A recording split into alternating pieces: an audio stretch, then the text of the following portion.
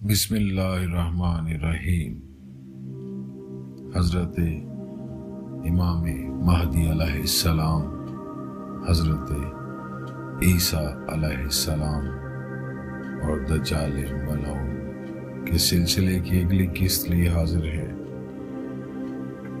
باب العلم حضرت علی علیہ السلام کا فرمان حق بیان ہے کہ تم کسی بھی معاملے کا انجام جاننا چاہتے ہو تو اس کی ابتدا اس کے درمیانی معاملات پہ غور کرو، تمہیں اس کا انجام خیر و بد معلوم ہو جائے گا۔ اسی طرح قرآن نے ہمارے لیے انسانی تاریخ کے ابتدائی اور امتوں پہ گزرنے والے درمیانی اوقات کو بیان کیا اور آخرت کے بارے میں بھی مکمل آگاہی دے دی۔ اب غور و فکر ہی ہمارے لیے واحد راستہ ہے جس کے ذریعے ہم آج اس دنیا پہ موجود 7 ارب سے زیادہ مخلوق میں سے لشکر حق اور امام حق کی پہچان کر سکے۔ ہم نے اس فرمان امیر المومنین کی روشنی میں اپنے سفر کو اختیار کیا کہ ہم انسانی تاریخ کی ابتدا اور درمیانی امتوں کے واقعات اور ان کے انجام پہ غور کریں اور لشکر حق کو پہچان سکیں کہ جو کام گزری امتوں نے انجام دیے، انہیں اس کا صلہ اس دنیا میں کیا ملا اور ہمیں ان اعمال سے کیا سبق مل سکتا ہے۔ سرکار ختمی مرتبت نبی آخر الزمان حضرت محمد مصطفیٰ صلی اللہ علیہ وآلہ وسلم نے خود فرمایا کہ ہمارے لیے ہدایت کے دروازے کھول دیے۔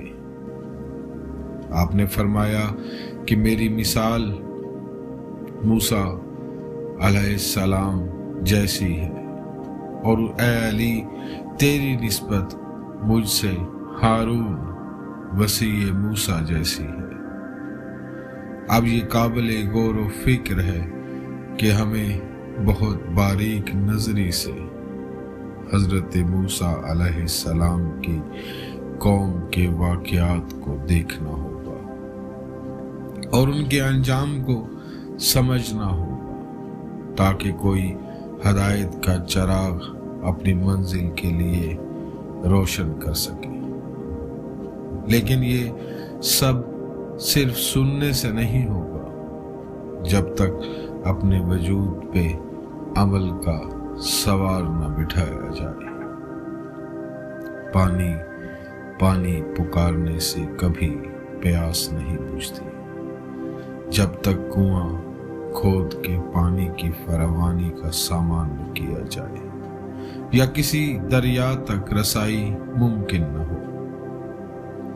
آئیے غور کرتے ہیں کہ حضرت موسیٰ علیہ السلام مناجات رب کے لیے جب اپنی قوم سے 30 راتوں کا وعدہ فرما کے کوہ طور پر تشریف لے گئے تو اپنے بھائی حضرت ہارون علیہ السلام کو قوم پہ اپنا نائب مقرر کر کے گئے۔ 30 راتوں کے گزر جانے کے بعد جب خدا نے حضرت موسیٰ علیہ السلام کو مزید 10 راتوں کے لیے روک لیا تو قوم نے ابلیس کی اطاعت کر لی اور ایک بچڑے کو اپنا ولی بنا کے اس کی پوجا شروع کر دی اور نائب موسیٰ حضرت ہارون علیہ السلام کی کسی ہدایت پر عمل نہ کیا اور دین خدا سے پھر گئے۔ جب حضرت موسیٰ علیہ السلام پلٹ کر آئے اور حضرت ہارون علیہ السلام سے تمام ماجرا دریافت کیا تو حضرت ہارون علیہ السلام نے فرمایا کہ اے جناب موسیٰ، میں نے انہیں بہت روکا لیکن یہ باز نہ آئے، اور اس قدر شدت سے اطاعت ابلیس میں لگ گئے کہ قریب تھا کہ مجھے قتل کر دے۔ اس پہ حضرت موسیٰ علیہ السلام نہایت رنجیدہ ہوئے اور جو لوہیں قوانین خدا کی لکھی ہوئی کوہ طور سے لائے تھے قوم سے چھپا لی اور خدا کے حضور ان کے لیے بدست دعا ہوئے۔ گزرے ہوئے واقعات یہ بھی بتاتے ہیں کہ بنی اسرائیل کے لوگوں نے ایک دن میں کئی نبیوں کو قتل کیا اور شدید تشدد سے انہیں دوچار کیا۔ سورہ بنی اسرائیل باقاعدہ ایک مکمل ہدایت قرآن میں لکھی موجود ہے ہمارے لیے۔ حضرت موسیٰ علیہ السلام کے بارگاہ رب العزت میں جانے کے بعد قوم نے وسیع موسیٰ کا انکار کیا اور اس کی جگہ سامری کے ہاتھوں سے تخلیق شدہ ایک بچڑے کو پوجنا شروع کیا اور اس کی عبادت میں لگ گئے۔ یہ انکار اس امت نے سر عام کیا اور اس کا انجام کار بھی سورہ بنی اسرائیل میں درج ہے۔ ہمیں یہ غور کرنا ہے کہ رسول حق نے فرمایا تھا کہ جو کام پچھلی امتوں نے کیے وہ میری یہ تنہا امت سر انجام دے گی۔ پچھلی امتوں نے نبیوں کے خون کیے تو ان کا انجام کیا ہوا؟ نبیوں نے وسیع رسول کا انکار کیے، ان کا انجام کیا ہوا؟ اس پہ ہمیں غور کرنا ہے اور ہر وہ عمل کرنا ہے جو راہ حق کی تلاش میں ہمارے لیے مددگار ثابت ہو۔ آئیے ایک واقعہ سنتے ہیں جو انبیاء کے خون ناحق کو اس زمین پہ بہائے جانے پہ ہمارے لیے ایک مسلسل ہدایت ہے۔ ہر صاحب دل جانتا ہے کہ خون ناحق کبھی رائے گاں نہیں جاتا۔ حضرت یحییٰ علیہ السلام مظلوم قتل ہوئے، ہر چند کہ ان کو بڑے تشت میں قتل کیا گیا، مگر خون کے کچھ قطرے زمین پر گر گئے۔ وہ خون جوش مارتا رہا اور قوم اس پر مٹی ڈالتی رہی، اس پر مٹی ڈالی جاتی رہی، مگر وہ خون ہر روز دوبارہ سے اس مٹی کے اوپر بلند ہو جاتا، یہاں تک کہ تقریباً 100 برس کی مدت گزر گئی اور وہ خون برابر جوش مارتا رہا، مٹی ڈالتے ڈالتے بہت اونچا ٹیلا بن گیا، گویا کہ وہ ایک پہاڑی ہو گئی، مگر خون تازہ اوپر جھلکتا رہا۔ کسی طرح اس کا جوش نہ رکتا تھا، یہاں تک کہ رب العزت نے ایک بندہ کو اس قوم پر مسلط کیا۔ اس نے بے دریغ قتل عام کیا، ہزاروں کو قتل کر ڈالا۔ روزانہ سینکڑوں مرد اور عورتیں گرد و نواح کی بستیوں اور دیہات سے گرفتار کر کے لائے جاتے اور وہ سب کو قتل کرا دیتا۔ جب اس قتل عام کو جاری رہتے ایک عرصہ گزر گیا تو بخت نصر کے ایک مصاحب نے کہا کہ حضور اب کب تک ان کو قتل کرتے رہیں گے؟ کہنے لگا میں کیا کروں؟ جب اس ٹیلا پر نظر پڑتی ہے اور اس خون کو دیکھتا ہوں تو میرے دل میں شدید خواہش پیدا ہوتی ہے کہ اس قوم کے افراد کو قتل کرا۔ غرض یہ کہ قتل عام جاری رہا، مگر اس ٹیلا پر خون کے جوش مارنے میں کوئی کمی واقع نہ ہوئی، اور ایک روز ایک بوڑھیا کو پکڑ کر لائے جو دور دراز فاصلے کے ایک گاؤں میں روپوش تھی۔ اس کے بیان سے معلوم ہوا کہ حضرت یحییٰ کے قتل کی محرک وہی ملعونہ تھی۔ اسی نے بادشاہ سے حضرت یحییٰ کا سر طلب کیا تھا۔ اس کو اس پہاڑ پر لے جا کر قتل کیا گیا تو خون کا جوش بھی ختم ہو گیا، پھر وہ خون بھی غائب ہو گیا، اور ایک بندہ نے لوگوں کے قتل سے ہاتھ روک لیا۔ خون کا جوش رک جانا اور اس کا غائب ہو جانا اس امر کی دلیل تھی کہ اس خون ناحق کا انتقام پورا ہو گیا۔ آئیے ہم غور کرتے ہیں ان تمام گفتگو کے دائرے میں جو ہم نے عرض کیے، ان دائروں میں غور کرتے ہیں۔ حضرت موسیٰ علیہ السلام کی قوم نے حضرت موسیٰ علیہ السلام کے کوہ طور پر چلے جانے کے بعد ابلیس کی اطاعت کی اور بچڑا پوجا کے لیے تخلیق کیا، اور ان کے جانشین حضرت موسیٰ علیہ السلام کے جانشین حضرت ہارون علیہ السلام کا انکار کیا، اور یہاں تک انکار کیا کہ ان کے قتل کا سامان تک کیا۔ اس کے بعد کی جو معاملات ہوئے وہ ہم پچھلی اقساط میں بیان کر چکے۔ حضرت موسیٰ علیہ السلام نے اپنی قوم کے لیے بد دعائیں کی تو ان پر پانی کا عذاب آیا، ان پر ٹڈیوں کا عذاب آیا، ان پر مینڈکوں کا عذاب آیا، ان پر خون کا عذاب آیا۔ تو ہر مرتبہ عذاب میں مبتلا ہو جانے کے بعد انہوں نے توبہ کا دروازہ کھولا، حضرت موسیٰ علیہ السلام سے توبہ کے خواستگار ہوئے۔ اس کے بعد بھی وہ جب باز نہ آئے تو سورہ اعراف میں خدائے برحق نے فرمایا ہے کہ ہم نے فرعون اور اس کی قوم کو دریا میں غرق کر دیا، اور جو باقی بچے حضرت موسیٰ علیہ السلام کے اطاعت گزار وہ کمزور لوگ جو صرف چند ایک تھے، ہم نے انہیں اقتدار بخش دیا۔ اس اقتدار کے ذریعے سے وہ زمین پر ہماری تمام نعمتوں سے فائدے اٹھانے لگے۔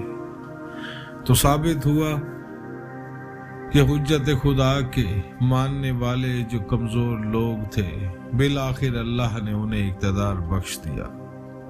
مطلب یہ ہوا کہ فرعون کو پہلے موقع دیا گیا، سرکشوں کو پہلے موقع دیا گیا، انہوں نے اپنی سرکشی کے تمام مظاہرے کر لیے، تو اللہ نے مسکین، غریب، کمزور لوگوں کو جو اطاعت حجت خدا میں مصروف تھے راحت ابدی بخش دی، اور اللہ کی حجت کو اقتدار عطا کر دیا، اور فرعونوں کو نابود اور نامراد کر دیا، ہمیشہ کے لیے ان کا نام زمین سے مٹا دیا، ان کے وجود کو مٹا دیا۔ اسی طرح ہمیں غور کرنا ہے کہ حضرت یحییٰ علیہ السلام کے قتل کی مثال ہمارے لیے عبرت راہ ہے۔ آج کے اس دور پرفتن میں ہمیں حق کی تلاش ہے اور انتظار امام مہدی علیہ السلام ہے۔ آج انسانیت کیوں اس قدر بے چین ہے، کیوں اس قدر پورا شوق وقت میں زندگی بسر کر رہی ہے، جہاں انسان کے لیے کھانے کی اشیاء خالصتاً موجود نہیں، جہاں ظالم حکمرانوں کی دسترس انہیں چھڑانے والا کوئی نہیں۔ اس کی وجوہات کیا ہیں؟ ہمیں غور کرنا ہوگا बगौल फरमाने रिसालत मौब सल्लल्लाहु अलैहि वालैहि वसल्लम कि मेरी ये उम्मत हर वो काम करेगी जो गुज़श्ता उम्मतों ने किए। तो हमें देखना होगा कि क्या इस उम्मत में भी वसीए रसूल का कत्ल हुआ या नहीं। तो आज चार दांगे आलम वो कत्ल पुकार पुकार कर हर घर में दस्तक देता है, और दुनिया इस उम्मत पर गवाह है जिसने अपने नवासे रसूल का कत्ल किया। इमाम हुसैन अलैहिस्सलाम जिसके बारे में खत्मी मरतबत ने कहा था, मेरा ये बेटा जन्नत हयात अब्दी का सरदार है, उस जन्नत का सरदार है जहां मौत नहीं होगी, हयात होगी। आज इंसानियत को उस हयात की तलाश है, तो क्या उसके कत्ल के बारे में भी जानते हैं?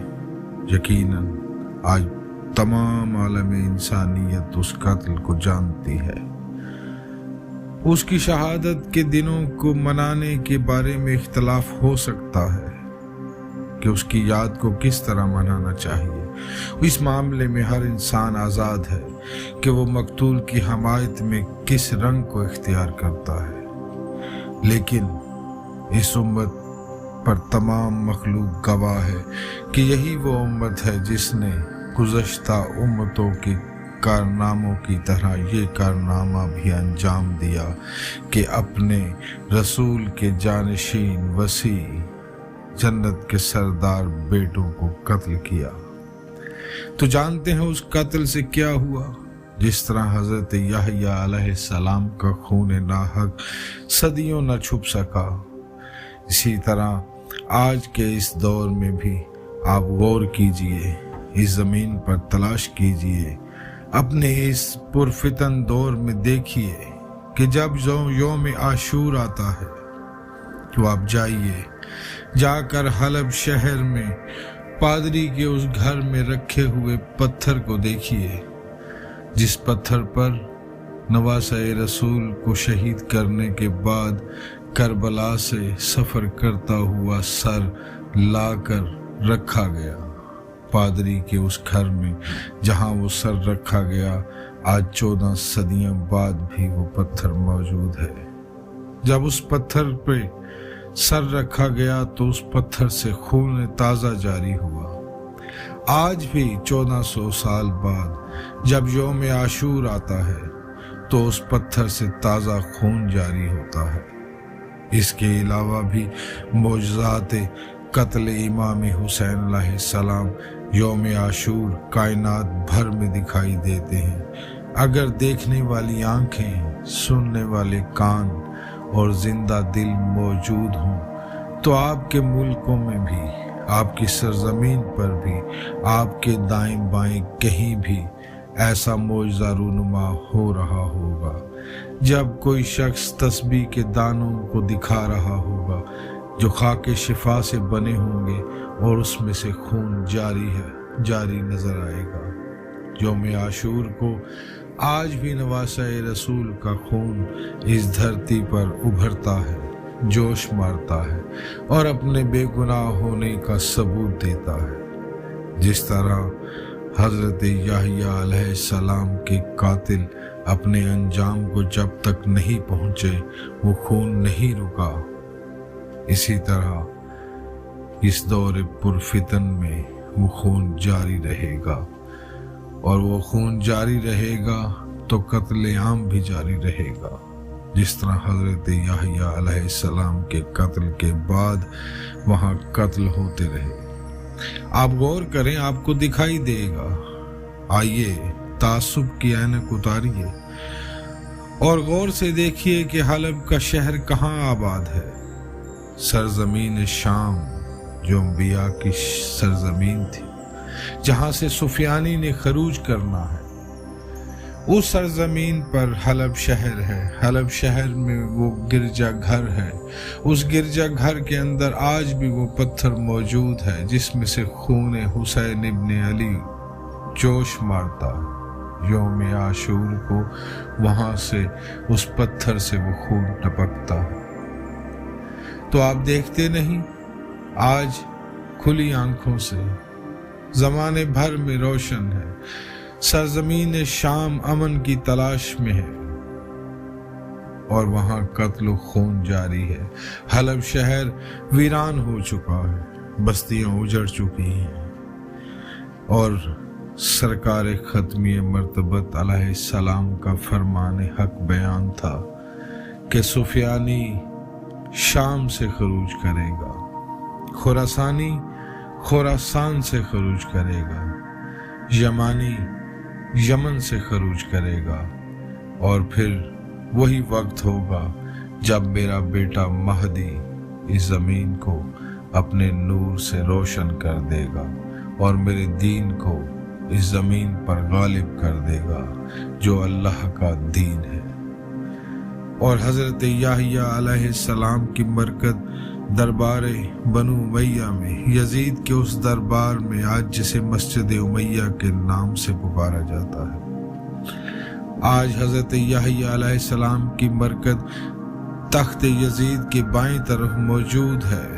وہی خون ناحق اسی دربار میں اس کی مرکز ہے جس پر صدیوں قتل کے بدلے لیے گئے، اور اسی دربار میں یہ حادثہ نہیں، یہ قدرت خدا کا معجزہ ہے کہ اسی دربار میں نواسہ رسول کا سر بھی لا کر رکھا گیا۔ ایک خون صدیوں پہلے ہوا، خون ناحق، اور ایک اس امت نے خون ناحق کیا، اور دونوں کا مقام ایک ہی ٹھہرا۔ وہیں حضرت یحییٰ کی قبر ہے، وہیں سر حسین علیہ السلام رکھا گیا۔ یہ کوئی حادثات نہیں، یہ قرآن کے واقعات تھے ہماری عبرت کے لیے، اور ہمارے رسول پاک معظم کی صداقت کی گواہی تھی کہ جس نے کہا تھا کہ میری امت ہر وہ کام سر انجام دے گی جو گزشتہ امتوں نے دیے، اور جس انجام شر کو وہ پہنچے یہ بھی اسی انجام شر کو پہنچیں گے، اور جس انجام خیر کو وہ پہنچے اسی انجام خیر کو یہ بھی پہنچیں گے۔ آج امت انہی شر انگیز کارروائیوں کے صلے میں پورا شوب دور سے گزر رہی ہے، اور خیر کے ماننے والے اسی طرح حضرت موسیٰ علیہ السلام کی قوم کی طرح محفوظ ہیں۔ حجت خدا کا اقرار کرنے والے محفوظ رہیں گے کہ جب طوفان سیلاب آیا تو فرعونیوں کے گھر تباہ ہو گئے، اور حضرت موسیٰ کے ماننے والوں کے گھروں میں پانی داخل نہیں ہوا۔ جب عذاب خون آیا تو شر کے ماننے والوں کے لیے وہ خون کا عذاب تھا، اور حضرت موسیٰ علیہ السلام کے ماننے والوں کے لیے پانی میسر تھا۔ اسی طرح آج بھی حجت خدا کے ماننے والے، حجت خدا کے قانون کے مطابق زندگیوں کو بسر کرنے والے یقیناً اس تک پہنچ جائیں گے، یقیناً اس کو پا لیں گے، لیکن اس سے پہلے ہمیں شر کی ہر کارروائی کو سمجھنا ہوگا۔ کون ہے قاتل حجت خدا، اسے جاننا ہوگا۔ تو اقتدار کی ہوس حجت خدا کی قاتل، زن زمین اور زر کی ہوس حجت خدا کی قاتل ٹھہری۔ یزید نے مال و زر کی لالچ میں ہی نواسہ رسول کو قتل کروایا تھا، اور جو قاتل بن کر گئے انہوں نے بھی مال و زر کے لیے حسین ابن علی کا انکار کیا، نواسہ رسول کا انکار کیا۔ تو آج دنیا بھی اسی شر میں مبتلا ہے۔ چار سو آپ دیکھ لیں، مال کی ہوس، زر، زمین، زن کی ہوس، جس نے انسانی زندگیوں کو تباہ کر دیا، اور حجت خدا کے ہر فرمان کو زندگی میں طاری کرنے کے لیے مشکل تر کر دیا۔ ابلیس نے دنیا کی اس خوبصورتی کو جو ایک سیراب ہے اس کو حقیقت بنا کر انسان کے سامنے پیش کر دیا، اور انسان اس سیراب کے لیے بھاگ رہا ہے، اور اوجت خدا کے قوانین اس کو پکار رہے ہیں کہ آ میری طرف کہ میں حیات ابدی عطا کروں، جیسا کہ قرآن میں موجود ہے کہ اللہ نے کہا کہ اس رسول کی طرف لوٹ آؤ اے مومنو کہ یہ تمہیں حیات ابدی عطا کرے۔ مومن تھے، اللہ بھی یہی کہہ رہا ہے کہ مومنو رسول کی طرف لوٹ آؤ کہ یہ تمہیں حیات ابدی عطا کرے۔ ہمارے ساتھ رہیے گا، ہمارا سفر جاری ہے، ہم اپنی منزل کے بہت قریب پہنچ چکے ہیں۔ اس کے بعد ہم ذکر شروع کریں گے انشاءاللہ سرکار رسالت مآب صلی اللہ علیہ وآلہ وسلم کے بیان کی روشنی میں، جو حق بیان ہے کہ امام مہدی علیہ السلام کون ہیں، کب آئیں گے، کہاں آئیں گے اور کس دور پرفتن میں آئیں گے، ان کے آنے کے ظہور کی علامات کیا ہوں گی، اور ان کے ماننے والوں کے حلیے کیا ہوں گے، ان کے کام کاج کی روش کیا ہوگی۔ آپ ہمارے ساتھ رہیے۔